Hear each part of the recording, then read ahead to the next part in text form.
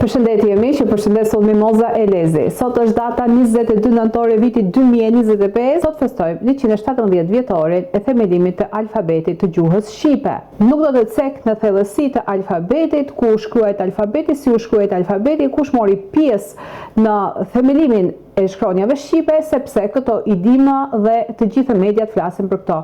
Por sot në këtë ditë, që është shumë e veçantë për ne, sepse gjuha është identiteti një kombi. Një komb që nuk ka gjuhën e tij nuk mund të quhet komb. Një popull pa gjuhë është si një fëmijë jetim. Dhe sot dua të shfaq me ju disa libra të ndryshëm, disa abetare të ndryshme të shkruara në gjuhën shqipe. Abetaria e parë që do të prezantoj është alfabetaria shqipe e shkruar në vitin 1879 në Stamboll, dhe kjo alfabetare ju dorëzua edhe Sultan Abdulhamidit nga shqiptarët të quajtur arnavutlar. Këtu në këtë abetare do të shikojmë se si shkruhej në vitin 1870 gjuha shqipe.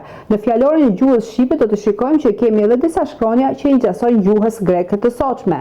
Do të shikojmë një abetare të shkruar në osmanlisht, por që shkronjat janë në osmanlisht, por tingulli është në shqip. Pra, lexohet me shkronjat arabe, por shqiptimi është në shqip. Këtu dua të shfaq edhe një abetare të gjuhës latino-epiriote, një nga zbulimet e shumë të nderuarit Mark Palnikaj, i cili nuk pushon suhemultuari, nuk pushon së kërkuari, dhe sot gjidet në arkiv të një shteti, nesër në arkiv të një shteti tjetër, dhe me zbulimit e tij ai sjell në dritë se si shkollat shqipe kanë funksionuar edhe në vitet 1600-1500, por lashtësia e gjuhës shqipe e fjalorit shqiptar është vetëm kaq, qindra vite? Patjetër që jo, sepse gjuha shqipe, ashtu siç e pohojnë edhe historianë të ndryshme të botës, është një nga gjuhët më të lashta të degës indo-evropiane dhe nuk ngjason me asnjë gjuhë tjetër. Le të shikojmë së pari alfabetaren e shkruar në vitin 1879 në Stamboll, dhe ajo alfabetare jo është dorëzuar edhe Sultan Abdulhamidit, i cili në alfabetare theksohet që edhe ai ka folur gjuhën shqipe. Shqipe e votuar nga Sami Frashëri, që kjo abetare i është dhuruar dhe Abdulhamidit. Pra, si që shikoni, shkruhet me shkronjat shqipe, por disa shkronja i kemi, si që është edhe gjuha greke e sotshme, madhërisë së tij, Zotit të madh dhe mbretit të dashur ty, Sultan Abdulhamid.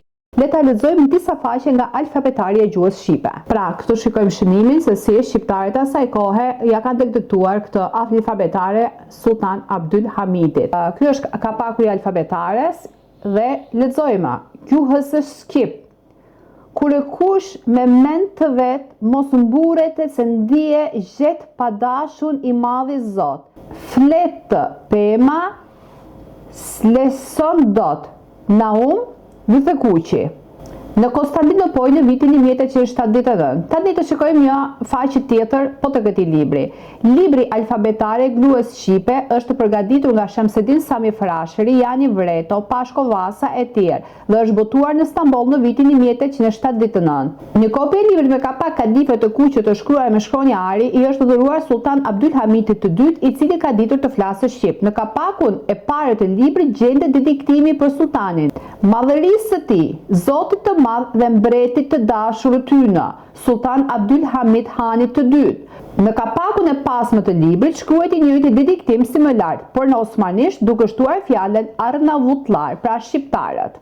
Një fletër tjetër e këtij libri shkruan: shqiptarët janë që nga më të vjetrit e kombëve të Evropës, edhe të gjithë dheut, mundim të dhemi ata të diturit e mëdhenj që merret e kanë deftyre sot fort mira që shqiptarët të janë në atërit e grekërve e të latinëve të vjetër, domethënë që s'janë gjë tjetër përveç ato pelasgona apo plesht e vjetëra. Po kur muarë grekët e latinët të shkronjasët e kadhmose, shqiptarët atëherë nuk panë dot nevojën e shkruajtjes së gjuhës së tyre, se ishin zbuturë, po rinin në përmale me hark në dorë, duke bërë gjatë e duke kullotur bagëtita. Më pastaj, ata shqiptarë që u mësuan në Ucubuna, Zuna e adhata të mësonin e të këndonin edhe të shkruanin gjuhën e greqisht e latinisht edhe me pastaj si u përpoqnin me turqit edhe gjuhën e turqisht, arabisht e persisht. Prandaj, shqiptarët gjermësot nuk janë vënë shumë për të shkruar gjuhën e tyre. Është vërtet që shumë shqiptar edhe të huajt kanë shkruar shumë ferra me gjuhët shqip, por nuk i kanë shkruar gjithë me një palë shkronja, me shkronja që të mundin të quhen shkronja shqipe. Ca kanë shkruar me shkronja latinishte, edhe me greqisht, ca me arabisht edhe ca me shkronja pikura të enikura e të panjohura prej njeriu. Kombët mbahen me gjuhët, një komb që humbë gjuhën e vet është i humbur e i harruar, që me të humbur të gjuhës se ti është i humbur edhe ai vet. Njeriu nuk humbete, por me të ndëruar gjuhët ndëron edhe kombin e bëhet i kombit tjetër. Kështu humbur shumë kombe të vjetra që së dime më parë historiat e si gjejme sot në dhe.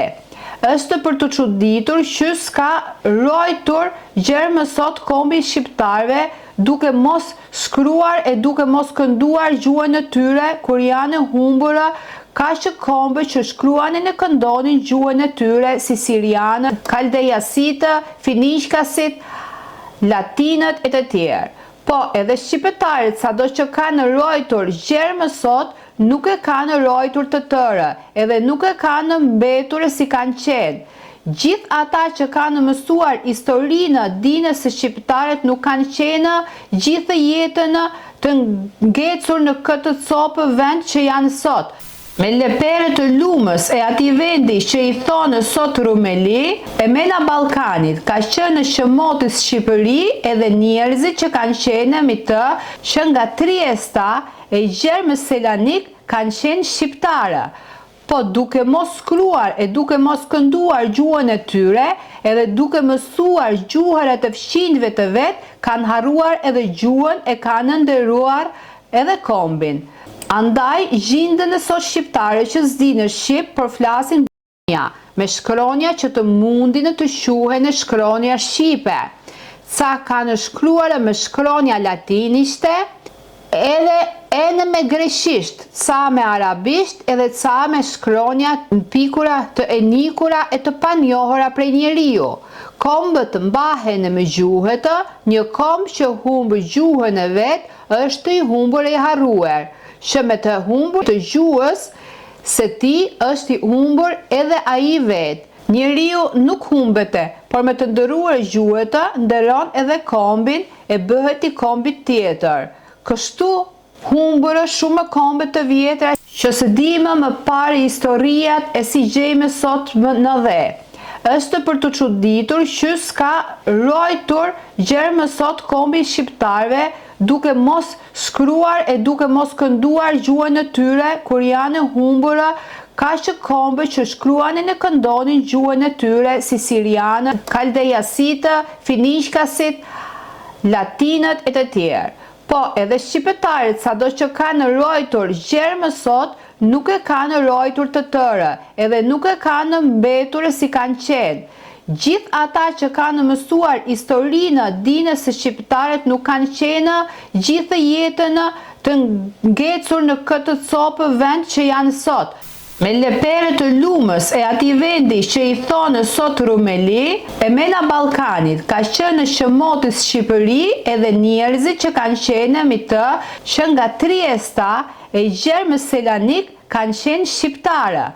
Po duke mos shkruar e duke mos kënduar gjuhën e tyre, edhe duke mësuar gjuhërat e fqinjve të vet, kanë harruar edhe gjuhën e kanë ndëruar edhe kombin.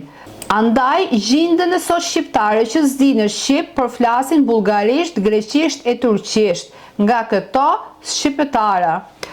Pra, këto ishen disa flete nga alfabetaria e gjuhës shqipe botuar në vitin 1879 në Stamboll, dhe si shikojmë atëherë gjuha shqipe shkruhej me shkronja të ndryshme që i ngjajnë edhe gjuhës greke.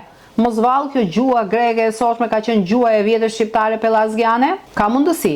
Tani duke kaluar nga Stambolli, do të zgjatem deri në arkivat e Itelis, ku atje shumë i nderuari Mark Palnikaj bën kërkime historike në arkivat e Vatikanit, në arkivat e Napolit, në arkivat e Fermos, në arkivat e vendeve të tjera të botës, dhe kudo në humultimet e tij ai nxjerr materiale shumë interesante, dhe një nga këto materiale është edhe materiali i fjalorit latinisht e periud dhe i fjalorit të gjuhës shqipe, dhe gjithashtu zbulimet e tij atje tregojnë që shkollat shqipe të ndërtuara nga fretërit asaj kohe, pra që në vitin 1600 kanë ekzistuar. Por për sa i përket trojve shqiptare, gjuha shqipe këtu mbase është folur nën vete, por gjatë kohës imperatërisë osmanllie për 500-600 vite me radhë, gjuha shqipe nuk është shkruajtur, por është shkruajtur me shkronja osmanllie.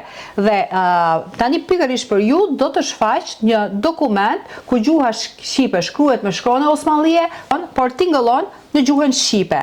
Pra lexohet, që ne se lexojmë dot me ato shkronjat arabe, osmanllie, por kur e lexojmë ajo na tingëllon në gjuhën shqipe. Këto programe i kam përgatitur edhe më parë mbi këto dokumente, dhe këto libra të gjuhës shqipe, pra që shkruhet me shkronjë osmanllie, sot i kemi edhe në bibliotekën kombëtare në Tiranë, ku ato të cilët e njohin gjuhën dhe duan të bëjnë kërkime patjetër që mund të shkojnë dhe t'i shpalosin këto dokumente dhe t'i lexojnë dhe t'i shfaqin edhe për ne. Tani për ju po shfaq një nga këto dokumente, pra ku gjuha shqipe shkruhet me shkronja osmanlishte dhe është një pjesë mësimi e një libri të gjuhës shqipe në osmanli. Shkronja osmanllie, por tingëllimi shqip. Ja, pikërisht kjo është abetaria, pra edhe kjo është një abetare, libri i gjuhës shqipe, dhe do të shikojmë se çfarë shkruan. Abetaria e gjuhës shqipe. Këtu gjuha shqipe, pra kjo që është shkruar në osmanlisht, këtu i kemi të shkruar edhe poshtë. Pra të gjitha këto që janë këtu të shkruar i kemi edhe në poshtë të shoqëruara.